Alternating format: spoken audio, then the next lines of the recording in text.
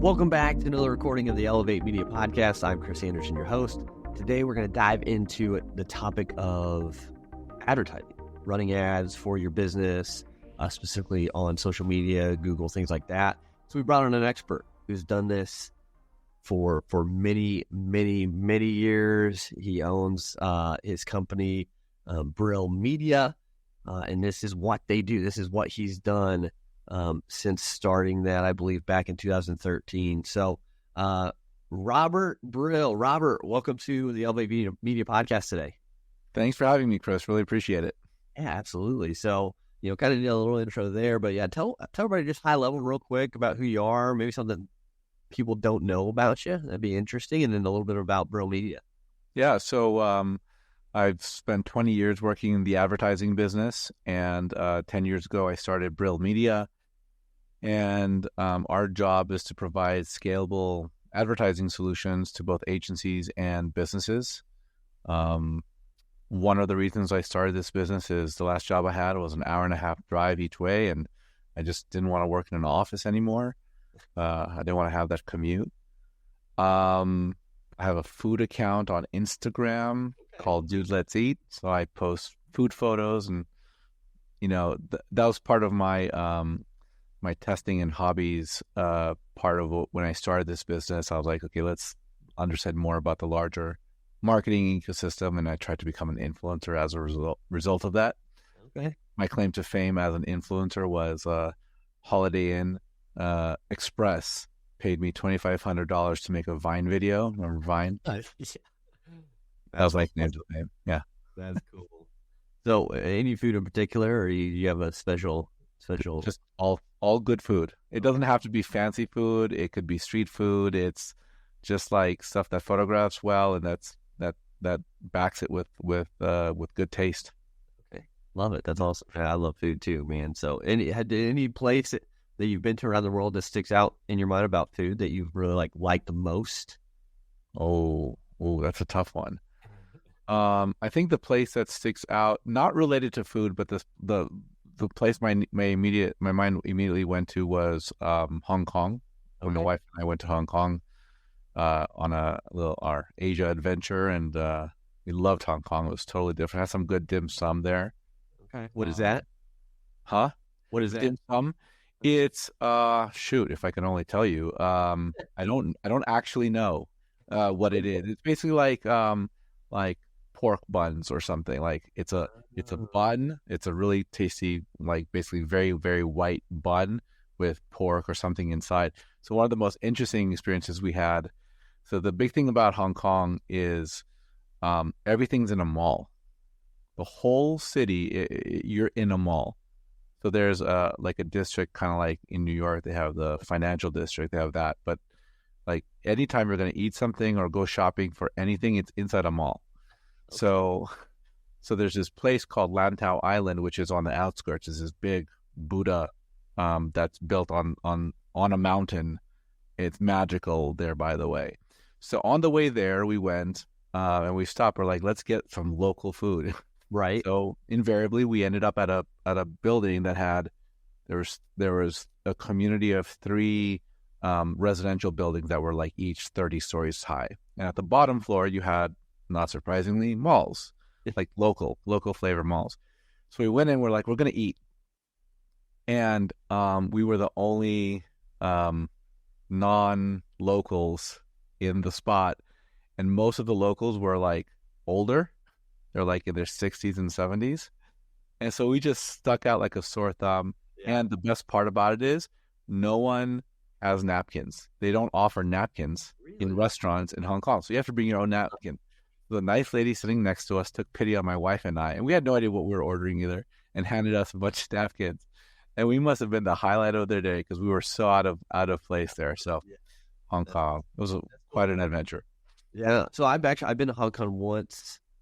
We were just in Hong Kong, the heart of it for a day, I think, layover. But we went to Xi'an, which is not super, super terrible distance-wise. Great Wall, Terracotta Warriors are kind of fairly close. We went in. That's in China. Yeah, in China. Yeah. Oh, cool. Yeah, in Xi'an, when we were there, we walked through their they're like I don't know, downtown cities here in the U.S., they have like all the antique malls and like this strip you can walk out it was kind of like that, but they had a lot of booths and selling things. And so my memory of food there, besides the food at the university, because we went to run a leadership convention for the college kids there. Oh, cool. Food there all the time: watermelon, rice, and some sort of meat on a stick. And I was super hungry all the time because like I'm used to eating whatever, so I get like 7 of these shababs with all this whatever meat it was on the stick. And the kids, like the college kids there, the Chinese kids, were like, "Oh my!" My nickname to them was Meat Man, because I would just load my tray with these things, and they'd be like, "Oh my!" Like, it was crazy. But we were walking out in the market area, and they had all these vendors and like street food stuff. And my friend was like, "Dude, I bet you $10. I think it was $10. I hope it was more after you hear this, but I'll bet you that you won't eat something I pick off the street vendor food stuff." I'm like, "Dude, bet. Go ahead." And so he did. He picked a tarantula and eat on his stick. And thankfully he didn't make me eat the whole thing. He said, "I just bet you won't take a bite and eat it and stuff." And I did, and it was different. Wouldn't be on the top of my good food list, but yeah. Speaking of tarantulas, check out the new Adam Sandler movie on Netflix. Is that Leo? That's the space one. Oh, not his animated one. No, it's Adam Sandler in space. Okay, I need to check that out. Okay. Apropos of tarantulas, it's the craziest film. I didn't even know he had that one out there, but yeah. So it's new. It's like a week old or something. Oh wow. Okay. Yeah, I'll check it out. But yeah, so when you said China, I was like, that brought back memories of food for me. So, well, that's cool. So food, all these businesses, restaurants. Yeah. Especially if I feel like restaurants are a harder industry because like it's based on people's likes and stuff. So yeah, they're going to have to market. They're going to have to, like you said, pay for photos, pay for different things. And just like other businesses, we have to pay for marketing, right? To expand our reach. Yeah. Especially with so much going on. So do you think, like, kind of just to jump into it, is there a level a business should get to before considering paying for ads to be put out there? There is a level, but it's on a financial level. It's a metric for the success of the business. Do you have product market fit? Restaurants are pretty straightforward. Yeah. Explain that to everybody listening. So product market fit in a very simple way is, are people buying from you? Are people spending money to buy the product or service that you have? And there's a few ways if you do, and there's a few ways to know if you don't. If you do have product market fit, you're finding that it's really easy to sell your product or service. Maybe not easy, but you can do it. Yeah. If you don't have product market fit, no one's buying or very few people are buying. So diagnosing product market fit can be a number of different things. So let's take the restaurant, for example. I'm trying to think. Where are you located, by the way? We're in Indiana. Indiana. Okay, so I'm in Los Angeles. Okay. I just flew back from Vegas last night for a conference, and then there's a place called Peiwei, P-E-I-W-E-I. Okay, I've heard of it. I think it's like Chinese or Asian fast food or Chinese fast food or something like that. And I guess you do have it. You have Panda Express out here in Los Angeles. That's kind of like fast food. Yeah. But if you, let's say Caribbean fast food. I've never seen a Caribbean fast food place. Is it good? Probably. I've had Caribbean food. It's fantastic. So if you're like, okay, I'm going to give you my mother's recipe from the Caribbean, right? Someone comes over here. They're like, this is going to be the spiel. It's everything, right? There's Cuban food, which is great, which is, the plantains and all that stuff. But let's say it's Caribbean. You open up the restaurant. First of all, you shouldn't open up a restaurant. You should open up a cart, a truck, because it's far less investment, and you can test, and you can actually go to different locations. So first of all, the first sort of like tangential insight there is spend as little money as possible to figure it out. But let's say you open this truck and you can't sell. That's an insight that you don't have product market fit, because what you have, people don't want. Okay. Yeah. So at that point, you've got to diagnose, why aren't people buying? Is it actually because they don't want it, like the food is not good? Is it because the food doesn't mesh with the palates of the United States? Is it because it's priced really expensive? Like, I spent $40 at a food truck for a in Sherman Oaks here in the Valley, for like rice and it was, I'm trying to remember what it's called, but basically like a plate of rice, meat, chicken, stir fry. Okay. It was amazing. It was great. The flavors were on point. Okay. Would I buy it again? Maybe, if I'm feeling special, feeling lucky, I'm feeling like I'm having a good day, I want to celebrate something. But like, that's a lot of money for food. Sure. Or off of a truck. Yeah. Right. So you've got to decide: do people actually want what you have, or do they want it, but you're priced in the wrong direction? That's where I would kind of go with it. So you should start. You can use marketing and advertising to help you determine product market fit. But the thing is, you have to, oops, there we go. Sorry, am I stalled on you? There we go. Yeah. Yep. I don't know what's going on. You can use marketing and advertising to help you find product market fit, but you have to have that be your core goal. Mm-hmm. You should not, if you don't know if you have product market fit, you should not start spending money on advertising. And by the way, the definition of advertising, right, for everyone listening, is you're paying a publisher, television network, something. You're paying someone to deliver a message to their users. The definition of advertising is paying for advertising space, paying for delivering messages. Now, you can post on social media, and that's free because you're not paying anyone, although it might have production costs and whatever the case is. Right.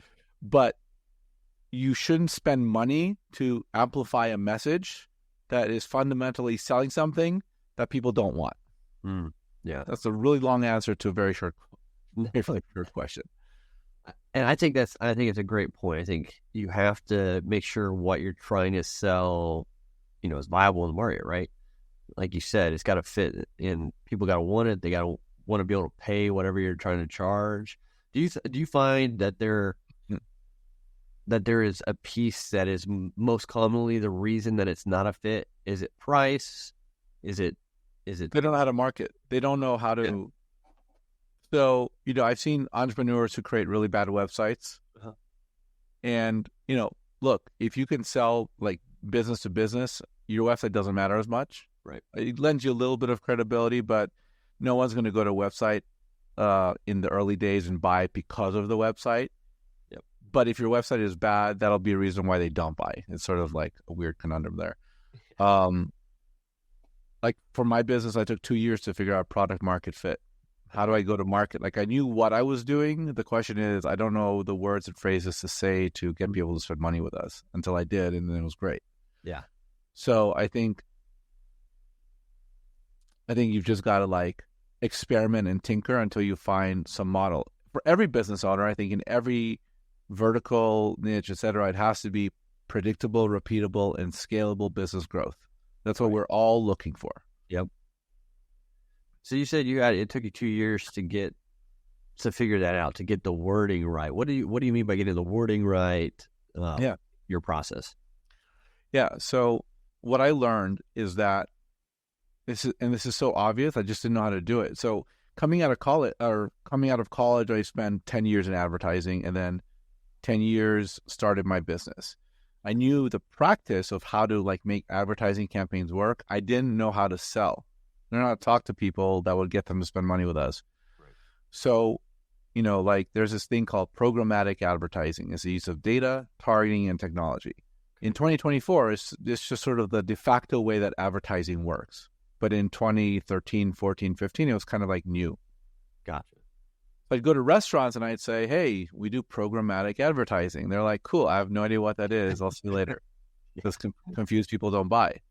So it's obvious now, but I didn't know how to talk about ourselves in a way that was compelling to the people who had money to spend with us. And so when I talked to restaurants, for example, I said, things like, we're going to get more people into your restaurant during your slow times, and we're going to increase your order value.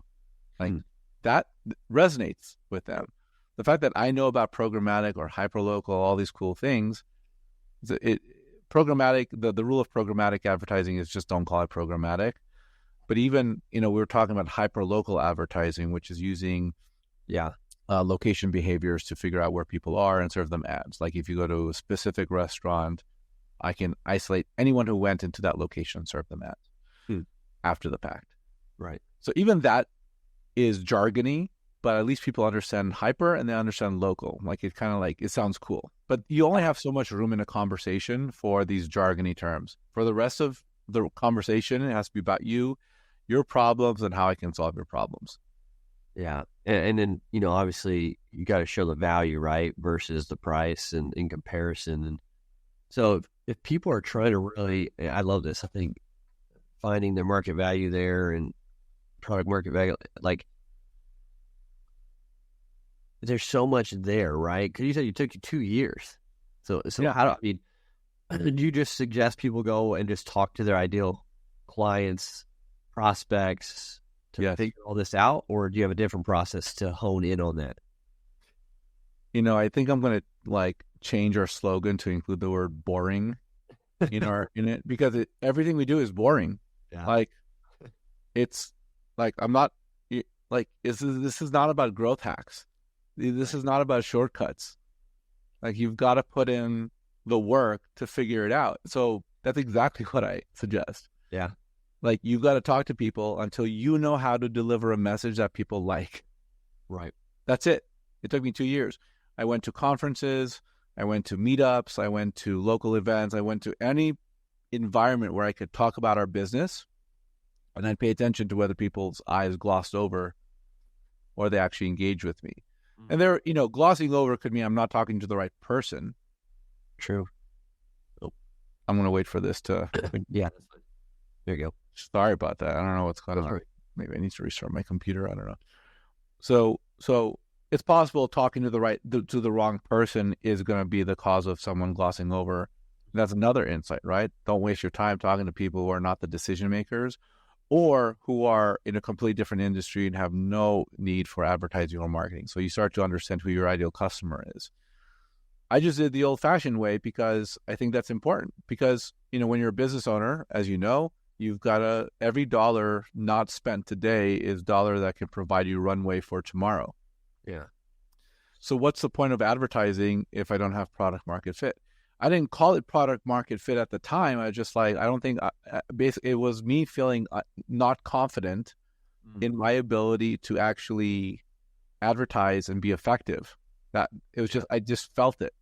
But now looking back at it 10 years, I would call it's not having product market fit.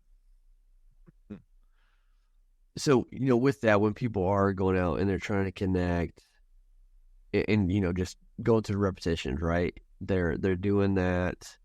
Say they kind of get it down. They kind of see that it's working. They're having those conversations and people are like, yeah, let's do it. Like there's no real hesitation. Then it's just, the whole process of, okay, depending on your business contract, sign, pay, all that stuff.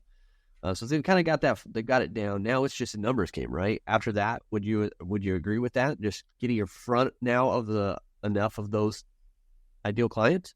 In a macro level, yes, but in practice, it's much more nuanced than that. Okay.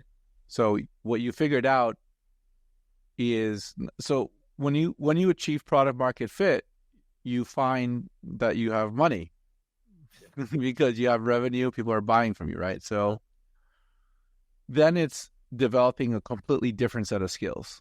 Like you've basically proven that your business can exist in this environment and in this marketplace. So now you've got to almost like you've got to stop doing that work. Like when I established product market fit, I stopped going to all the conferences because my market wasn't there. Yeah. I was like, I need to actually learn a complete different set of things to grow. So, there's a few challenges that happen when you have product market fit. The first is that now you're inundated with work. Account management for us, we were doing the ad buying Okay. I've got to manage, like it was only me. I've got to manage these campaigns. I've got to cash the checks. I've got to reconcile the books, which was like dirty Excel. Like it wasn't done. I knew the practitioner work. I basically re-earned the opportunity to do what I knew how to do best, which is ad buying. Okay. So when you grow the business, now you've got to balance a few different plates to ensure that everything works. Yeah. Once you figure out how to balance everything, then you can go back to selling again. So there's a little bit of a start and stop. Yeah. So when you're restarting that growth engine, you're probably doing something very differently. So now you've got to see if you can scale. Mm-hmm. And scale comes from social content posting. And that's yet a different skill. Yeah. It's maybe like you starting a podcast. Yep. Because you want to reach more people. That's yet a different skill. It may be advertising, which is then a different skill. And you probably at some point, as you know, don't do it yourself. Hire an expert, because an expert will accelerate you for tens of thousands or hundreds of thousands of dollars of poor investments that you wouldn't make if you had an expert in your corner, and save you thousands of hours of anguish and lost opportunity because you're not doing it right. Yeah. So once you have product market fit, you're really looking for a way to deliver that predictable, repeatable, and scalable. And that can take years. Right. For us, what I sort of figured out in that period was that, we're a partnership company. We're intrapreneurs. So we go to market as outsourced ad buying or white label media buying. This idea that a creative agency or a strategy firm or a general marketing company knows how to do other things really well, but they don't understand ad buying. Yep. So they partner up with us. They tell their clients that we collectively do advertising, and we are the back-end solution activating on these campaigns. Yep. So I realized that for a period of like 4 or 5 years, that's our model. That's how I'm going to grow. I'm going to mine my relationships from 10, 15 years in the business at that point, and people I'd worked with, former CEOs, former peers, former consulting people that I work with, all were people who ended up becoming clients. Mm. That grows to a certain amount. So now you've got these different stages. And then now over the last 3-ish years, we've been trying to grow out of that. So we've established marketing and advertising efforts for our business. So at every stage of the business, you've kind of got to like reinvent what you know how to do effectively. Yeah. And along the way, spend a ton more money in expertise, either consultants or in-house expertise, to level up. Sorry. No, you're good. Yeah, I completely agree. And that's kind of like with our journey, my journey with Elevate, like, again, kind of same thing, like starting out with, I was doing all the video editing, I was doing everything, wearing all the hats, and got to the point where we were doing good. And so I was like, okay, now I have to have a team to be able to scale what we're doing. And then we started to do a little bit more of video production outside of just video podcasting or editing social media content that was already filmed. We actually go and we record productions. We do productions in person now. But now we're at that point where it's like, okay, now it looks different again. Right. And what I'm doing, I'm doing I'm kind of the main person in the marketing and outreach. I'm going to go talk to the people, find the new people on my team who are doing all the technical stuff, which is great because I love talking to people. I love meeting new people and that process. And now I'm in the point where I'm like, we're trying to hone that message even more so we have like a better fit in the market, so we can then possibly look into ads in the future. And it is, I mean, you're spot on with the different levels and different stages and what that looks like. And it's a journey for sure. It's exciting, it's fun, and it can be challenging for sure. But I can agree more with that and how that looks. I think it's only interesting to people who want to take that, to learn new things. Yeah. Like if you don't, Sorry, I didn't mean to interrupt you there. I was going to say, like, I just did an episode on like the freelancer versus agency kind of model, and it's okay if you're a freelancer and that's all you want. Like, that's fine. Yeah. Like the agency stuff, like you're going to have to learn new things and scale and build and bring people in. And so there's like a difference, but like one's not better than the other, or one's not right versus the other. It's just, what's right for you kind of thing. That's right. You're right. What's right for you? Know thyself. Yeah. Yes, for sure. And so, with that, if someone, okay, so obviously this is what you all do. So if someone is trying to do ads on them for themselves, is there any suggestions or tips you would give them? Let's say they don't maybe have enough to invest into, your company or something like that. What would be maybe a couple little things that they should be thinking of or looking out for when they're trying to create an ad? 100%. So to get started with us, by the way, the low entry point is $1,500 a month. And 1,000 of that goes to ad buying, and 500 is a fee to us. And then usually our larger clients will be $500,000 a month. So we know how to scale for both up and down. So this is what we recommend. Most companies will have clients on Meta or customers on Meta. So let's talk about how to leverage Meta to grow a business. So there's a 3-part process that culminates in creating, training Meta to find your best customers by training the Meta algorithm.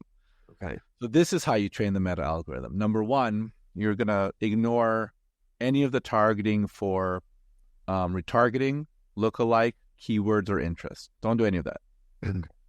Set up ad groups that are targeting age, gender, and location.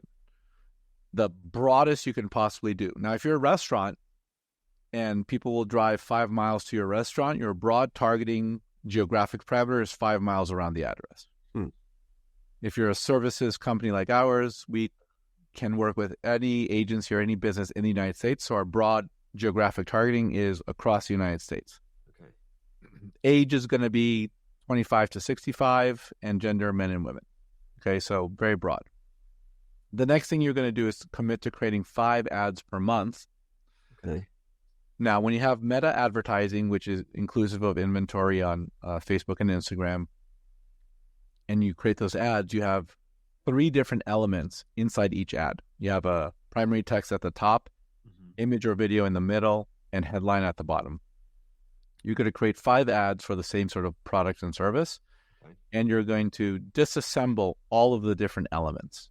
So you're going to have 5 primary text, 5 images or video, and 5 headlines. You're going to mix and match in all the possible variations, which will result in 125 possible ad variations. But you're not going to have to run 125 different ads. It takes too much time and too much money. What you're going to do is use science. You're going to use control and variable testing powered by Meta's algorithm to determine estimated action rate, which is really this idea of like, if you spend a ton more money on any individual element, which element is going to be the most effective? What does Meta like, and what do customers like on Meta? So this is the way you go from 125 different possible ad variations, and you're going to continue this testing process until you have one all-star ad every month. Okay. And what this does, and you could do this with hundreds of dollars a month or thousands or tens of thousands, whatever the case is. And there's a few things that happen along the way. Number one, you are giving Meta your best ad creative. And the best ad creative is this one all-star ad every month that will power most of the leads and most of the sales for your campaign. So that's number one. So you're giving Meta your best ads. Number two, by discerning which is your all-star ad every month, so you're doing all of this in 30 days, by discerning which is your all-star ad, the business starts to understand the best ways to message to their customers. Over time, you understand which products and services, offers, discounts, and even audiences resonate for the business. Because this illustrates, as a tangential point, this illustrates this idea that advertising is a real-time focus group. The marketplace and the customers tell you exactly what they want from you, which is then another way of ascertaining product market fit if you don't have it. Okay. So broad targeting, creative testing, and these insights collectively train Meta to find your best customers. And that's how our agency is doing it. That's how massive multinational ad agencies are doing it. They're not doing any they're not doing any keyword interest lookalike or remarketing, because Meta doesn't want you to do that anymore. Interesting. Yeah, I'm just fascinated. Obviously, you guys can hear and see why this can get really, in depth, and why it's important to be able to, utilize people who are great in it if you can. And so, Robert, again, I appreciate you sharing all of that right there, but everything else you shared during this conversation. So it's been fantastic. It gets my wheels turning a little bit, and thinking of all this and how to continue to scale and grow, and I think everyone else can do the same. As we're closing things out, where can people come find you, connect with you, learn more about you? Yeah, absolutely. So our website is brillmedia.co, B as in boy, RILL media.co. We also have a course that we're launching up soon for anyone that wants to learn how to create an advertising or marketing firm and outsource everything. So all you have to do is talk to people and, do the fun stuff. Yeah, we're launching that as well. And if you want, we have a 13-minute explainer of that training Meta's algorithm. So all you got to do is email me, robert@brillmedia.co, type in FB ad or Facebook ad in the subject line. I'll give you the link to that. Cool. Awesome. Well, yeah, everyone make sure you connect with Robert, see what they're doing, learn from, and if you're in the market to have someone help you with ads, reach out to him. So Robert, again, I appreciate being on the Elevate Media podcast today. Thanks, Chris. Appreciate it.